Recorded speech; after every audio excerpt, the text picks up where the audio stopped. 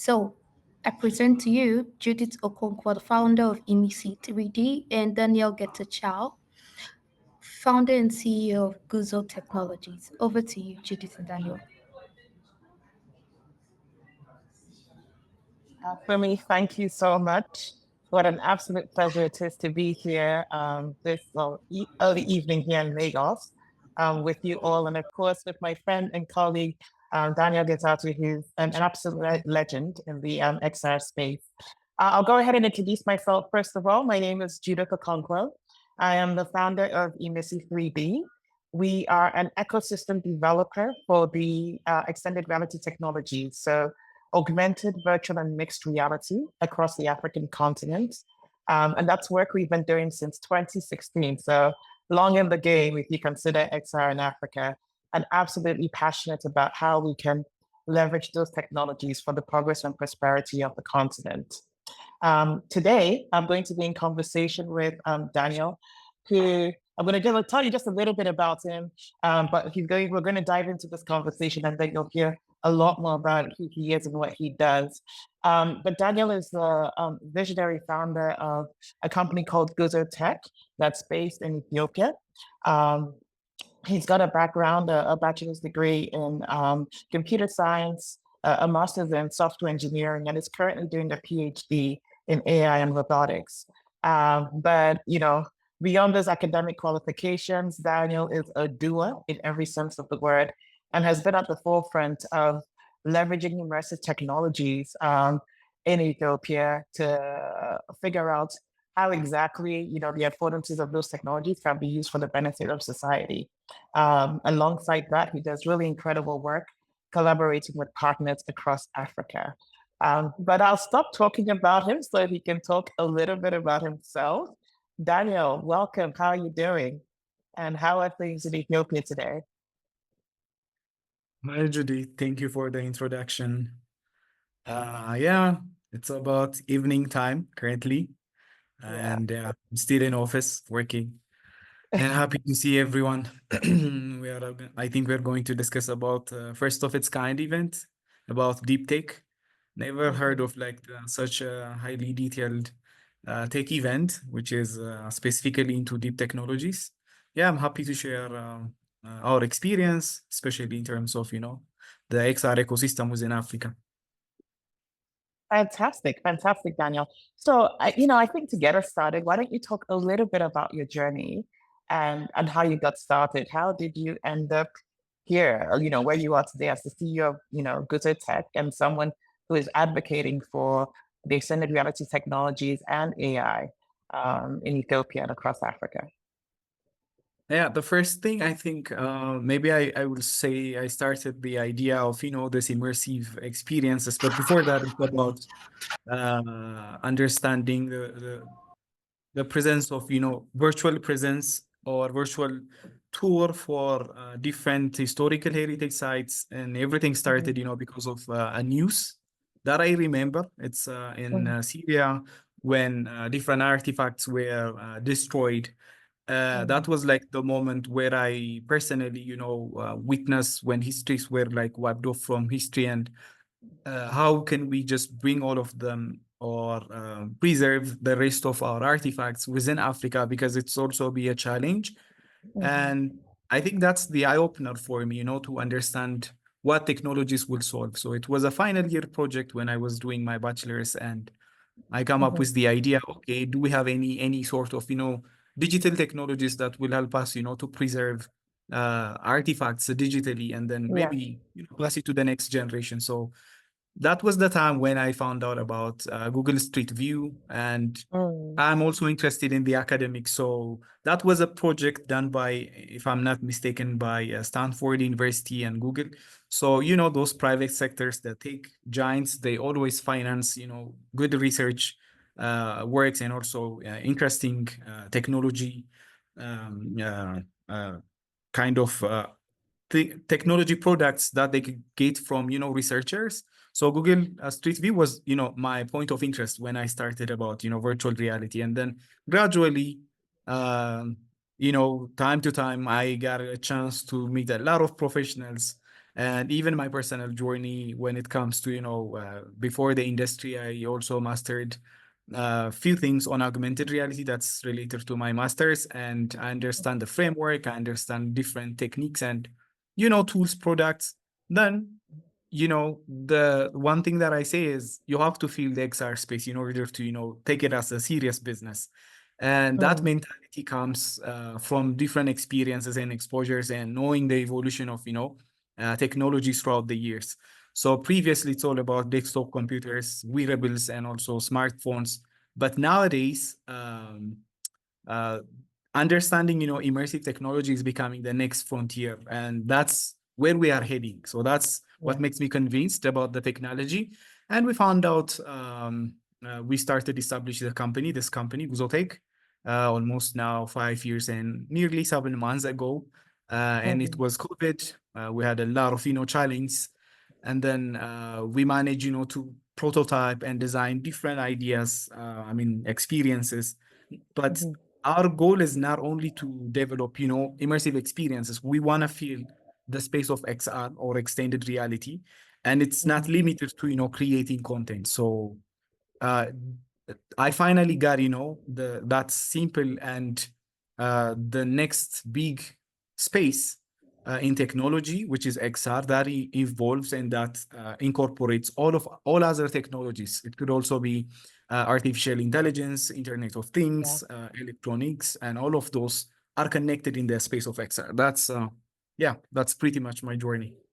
Okay, thank you, Daniel. And what a journey. And I think, if you talk to a lot of the pioneers on the continent in this space, it's like similar stories about that one thing that sparked off your interest. I mean, I think for me, it was just the first time like trying the technology and saying, oh my goodness, we have to make sure that people on the continent can have access to this just to even start to explore the possibilities.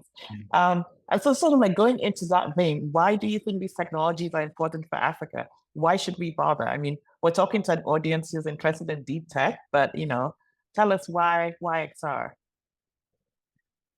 So in XR, I don't think we have a choice because Yeah. there are multiple technologies that we've been used to, and especially I say this to my team and also as a whenever I get a chance to speak about XR, this is not some kind of a tech that we adopted or buy it from somewhere. This is a space that we as an Africans could also contribute to the rest of the world.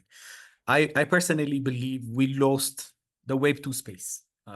Whether we like it or not, I don't know how many of us will that makes us happy, but all the apps, all the mobile applications, desktop applications, web applications, mostly they are dominated by big companies, and they already own the technology.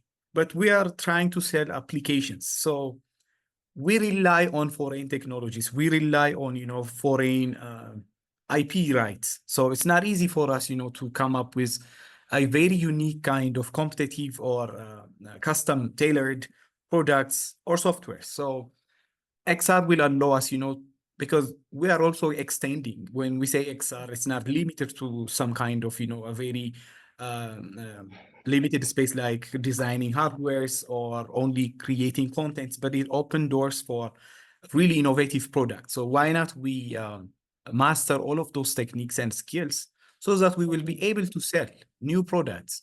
Currently, I think Consumer Electronic Show is also it's under exhibition. The exhibition is already active, but it's ongoing, and on that ongoing exhibitions, how many African products are available there? How many unique patented African products are there? So if we are going to establish the next big tech company in Africa or the next big tech frontier, we have to understand what's coming and also how we can contribute something new to the rest of them.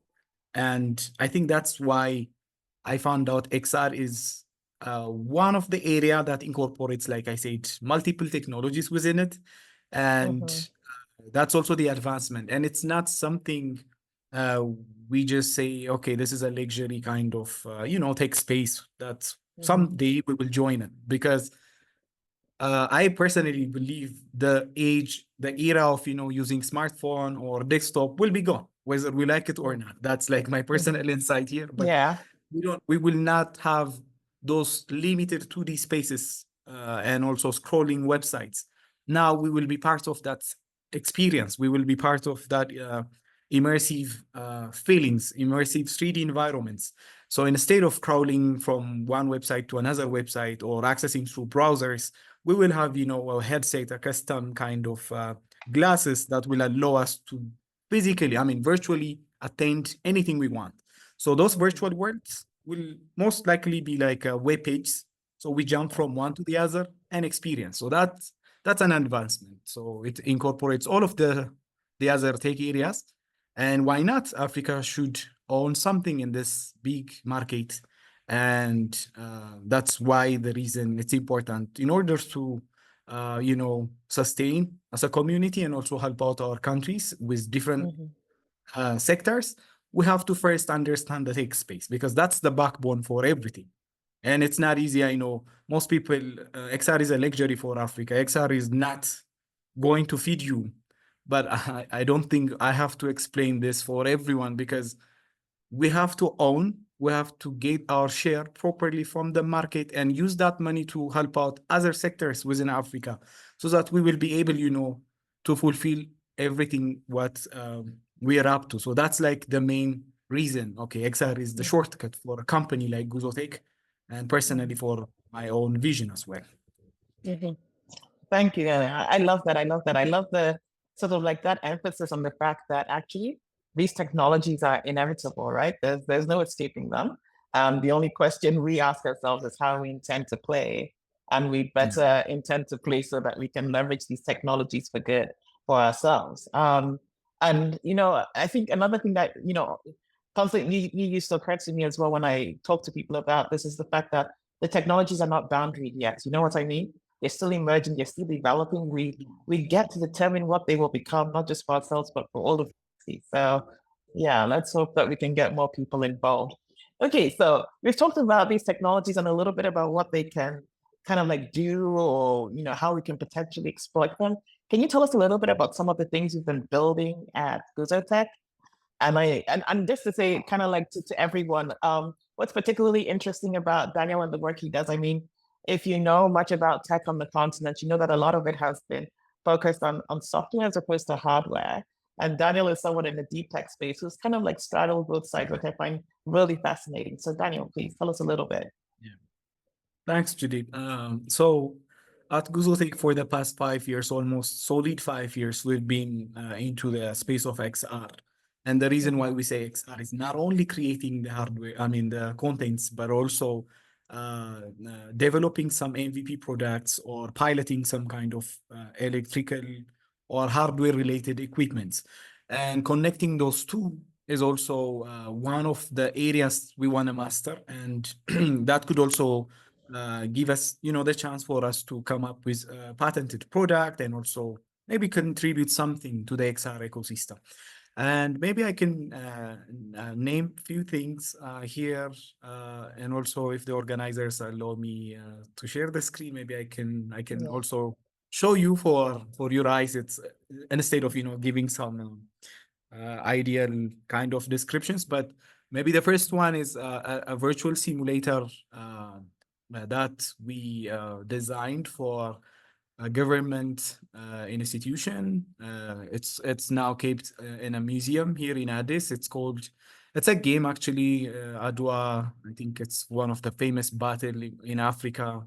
For most of you all, Ethiopia was never colonized, and that was the battle, and the name is called Adwa. And we wanna, commemorate all of those legends, and we want to recreate that experience in VR. So we had a first project, and I hope, Judith, you remember, we showcased that during our first delegation at France level virtual, which led us to be the first nominee as an African, content, the XR content producer.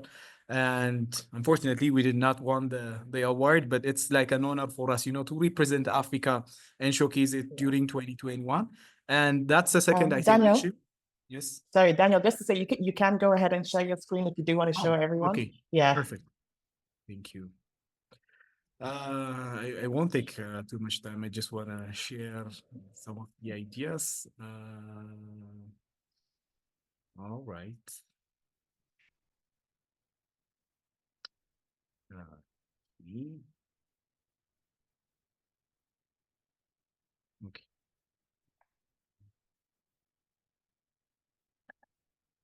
I hope now you can see the screen. So two of these projects. So the first one is Adwa Vela. It's a machine gun simulator. It might take time for me to show you both of the trailers, but I just quickly put the link to our YouTube channel so that you can check both of the projects, how they function, how we even initially designed it. So we always show the process of designing them and also implementing at the right place. And like I told you, this is a product we designed, started from sketching the product.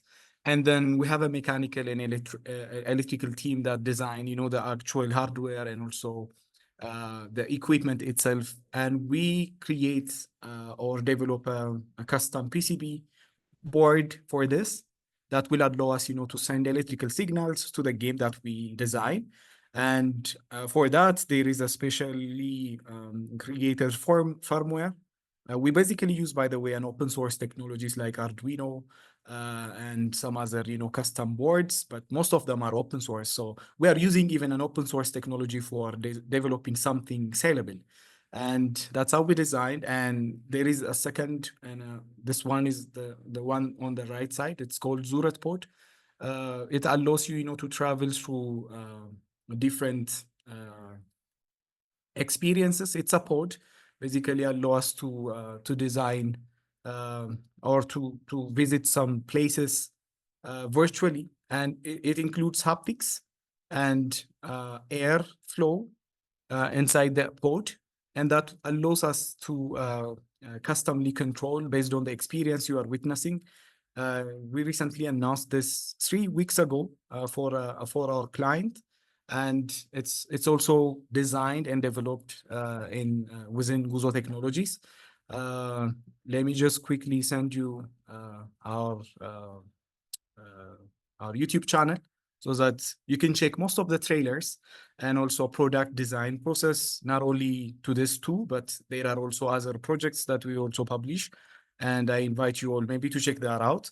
So what I'm trying to say here is when we design an XR experience, we always look for a way to incorporate, different talents within the industry.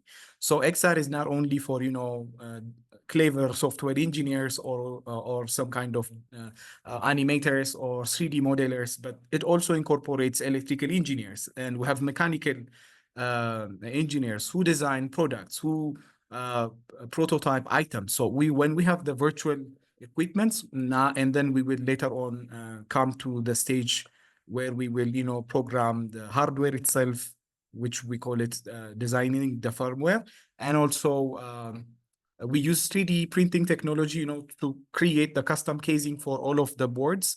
So we still involve, 3D printing for most of our electrical parts.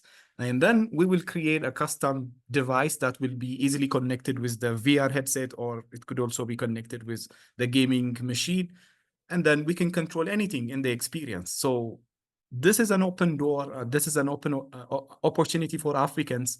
It's a big step for us, to showcase new experiences, new products within Africa. Okay, is it sellable? Is it marketable? Of course. What I show you here is both of these two projects are already sold. And the first one is, the giant telecom in Africa.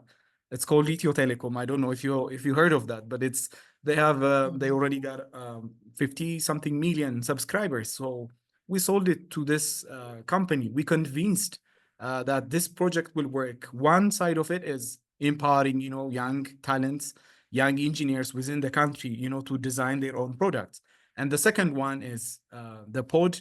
It's, under the design process, it took us, a little bit of time. But for the first Techno AI event, we showcase this product. So they rented out this product. We created a custom experience. So people were, enjoying with this product, and it could also be, customly made for any experiences that we want based on the client's request. So that's the whole story behind, designing some projects. So check the link for more. Thank you for more. Thank you, Daniel. Thank you so much. Okay, my goodness, the time has gone so quickly. We literally just have a minute left for the conversation. But don't worry, everyone, there is 10 minutes for questions coming up. But Daniel, I mean, kind of like to wrap this up, what's a final word? I mean, I kind of like had a couple of questions I wanted you to deal with. One was, and maybe you can just sort of like bunch them all together. What are you looking forward to in 2025? What should we do now, right? So what should we do now to advance the ecosystem, to advance the ways in which we're able to leverage these technologies? And any final thoughts you'd like people to go away with? I think And you we can have say 1 minute. Sorry, I forgot to add that bit, unfortunately. Thank you, Judy. So I won't take much of the time, but most of the things that we have discussed will work if we get the right supporters or if we get the right investors within Africa. So we know how hard to collaborate with, a bunch of tech companies abroad and also outside of the African ecosystem. And it's really hard for us, to get investors. So how do we get a chance, to work on similar projects within the continent? So diasporas will get, access to support African companies, African talents before we leave our country. We need that support before we undermine that what kind of technologies Africa could produce. They have to first invest on the talents. They have to first, empower the startups. They have to help out the governments, to come up with the supporting policies. So those are like the things we require. And hopefully, I'm lucky to know most of, the leaders in this space. And there are, individuals, including you, who are helping this XR ecosystem within Africa. So that's like the things we want. And we have to, strengthen and also be able to secure what we want in order to, come up with a very unique African product until Africa becomes, the giant tech provider in the XR ecosystem. That's the vision I have. Brilliant. Thank you so much, Daniel. Okay, so we're going to dive right into the questions because we do have a number of them coming up. So let's see. The first one is from Chikere Eze. You both are speaking excellently about the unique opportunities for augmented extended reality innovation in Africa. But how can we tackle the challenges of making XR technology more affordable and accessible across the continent? Yeah. So affordability. Honestly, from what we know in the past, the technology is becoming really affordable, but that's like a very relative term. We say affordable when we prioritize the technology and when we see, positive impacts that we get out of this tech space. So let's say we as a startup, we invest a lot on this industry, on the, building experiences. You have no idea. We burn a lot of money towards, when we create even a single experience. That comes from, we value the technology as impactful for Africa.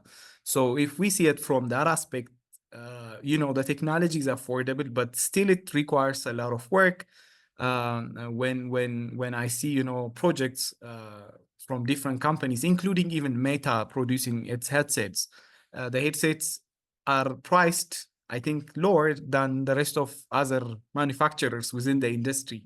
So they are trying to make it, more affordable, accessible.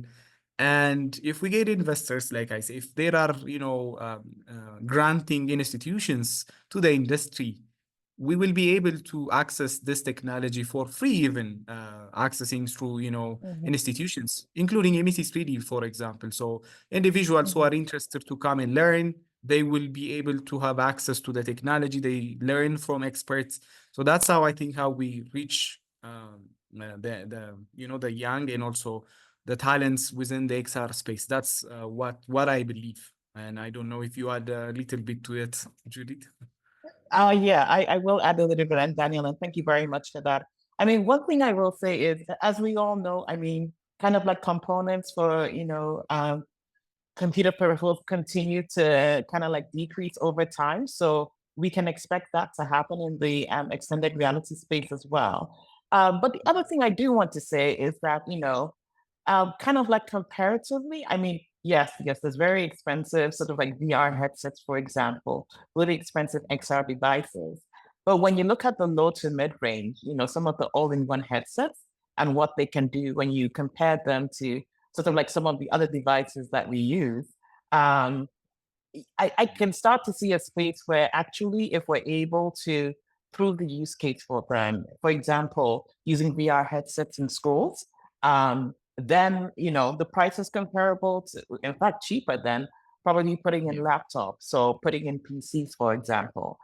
So I think part of the cost discussion is also sort of like a use case and appreciation discussion as well. Yeah. Okay, so let's see what other questions we have. Um, we have a question from Fumi. What has been a key challenge to market penetration? I think, in short, awareness. That's something I see it, a lot. Mm, We don't even have, the proper channels for us to sell the mhm, that experience, because as an Africa, everything depends on infrastructure. If we don't have the proper infrastructure, if we don't have access to internet, if we don't have, the knowledge or the understanding of this mhm, space, we will always tend to lose the chance, which also affects, the overall growth of this ecosystem, especially with not limited to XR, but all emerging technologies. So maybe that's why I say working with governments, empowering them, mhm. or sometimes, creating public-private partnership kind of projects will help us to avoid this type of challenges, and also maybe experience sharings from other countries, use cases, not only Yeah, limited to the private sector, but also academically connecting a lot of research works with universities will also help us to eliminate this type of challenge. But most of us, we expect this type of new products from abroad, and that's also a problem. So how do mhm, we utilize, locally made projects, locally made ideas? And I can say 80% of most African projects are funded by a foreign entity. So that's not how it works. We, mhm, as as an investors, we should always support our own stories, our own projects, so that when we give value to this type of things, the return will be maybe having a good market share. So valuing our own projects and also having an awareness towards this emerging tech is helpful. That's what I what I could say about this. Yeah. Thank you, Daniel. Thank you. And really echo everything that you said there, and particularly that need to sort of like bring all stakeholders together to start, understanding how we can collaborate. And I think it just helps to what Mecca was saying when he was introducing, this openly and talking about sort of like the interdisciplinary nature that is critical to advancing these new technologies. Okay, so we have another question. And this one asks, oh, and we have, by the way, just 2 more minutes left. So we are going to rush through this one. But when will we see the first African-made headsets? I'll comment on this, but Daniel, why don't you go ahead first? Uh, okay, I think the first headset. I know, Judith, what you may say, but let me just say a few things. In order to design something, it's not easy. That's what I say. The competition is tough. It's not about having some kind of an African labeled headset, but Mhm, the technologies we embed inside the headset, it's becoming expensive, and also it's not even easy. Let's say if our headset supports Bluetooth, Bluetooth is not invented by any African institution. It's already owned by some other company, and there are some kind of chips inside. There are technologies that we rely on, and everything is patented. That's why we lost the battle. I say on the on the smartphone market or in any other electronic devices, we have to, I think we have to understand how these technologies work. Yes, we can connect with any Chinese company that can produce a headset, and we can give it a name. I can say Guzo headset, and then we can sell it. And this is the first African product, but it's not, because we don't even know how that equipment or that specific headset works. So we have to understand, okay, we need to create on the networking, on network engineering aspect, there are terms like creating different protocols, encryptions, and all of the software technologies, the standardizations should come first. So as an Africa, what we have to do is, what are the areas open for innovation, open for new research, open for, new projects? So once we contribute something new, once we have a published research, once we own our IP, now it's easy for us. So I don't want to say it's not. I mean, it's hard. We can't get headset in Africa, but it's easy. We will get it soon. But in order for us to say we depend on our own technology and this is our headset, we have to see out of the box and come up with a very unique project, and maybe a very unique customly designed hardware, not only from the outside but also from the inside, from the software aspect, from the firmware aspect, and also from the hardware design aspect. So those are like the terms I want to highlight. And yeah, thank you, Judith. Okay, all right. Thank you so much, Daniel. Our time is up. So I will share my comments in the chat, and we'll also answer the other questions in the chat. So don't feel like we didn't get to you. We will make sure we put some responses in there for everyone to see. Daniel, thank you so much for joining us. To the African Deep Tech community, thank you so much for having us and for putting XR on the agenda.